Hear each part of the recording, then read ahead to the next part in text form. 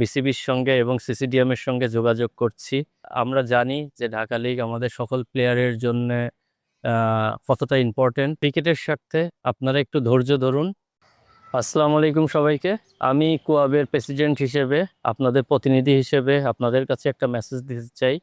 সেটা হচ্ছে, আমরা সবাই অবগত আছি যে ঢাকা লিগটা বন্ধ হয়ে আছে।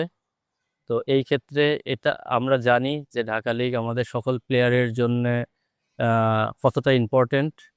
এটা আমাদের মূল আর্নিং সোর্সের একটা জায়গা। এখানে সবচেয়ে বেশি সংখ্যক প্লেয়ার আর্থিকভাবে উপকৃত হয়। এই লিগটা বন্ধ হওয়াতে প্রত্যেকটা প্লেয়ার অত্যন্ত কষ্টের মধ্যে দিন কাটাচ্ছে। এই বিষয়টা আমাদের নলেজে আছে।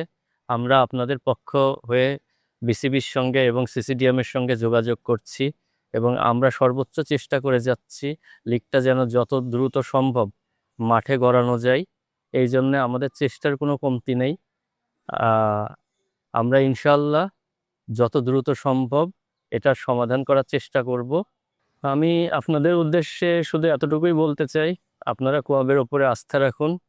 আপনারা ভোটের মাধ্যমে আমাদের আমাদেরকে নির্বাচিত করেছেন। আমরা ডে বাই ডে আপনাদের আস্থার প্রতিদান দেওয়ার চেষ্টা করছি।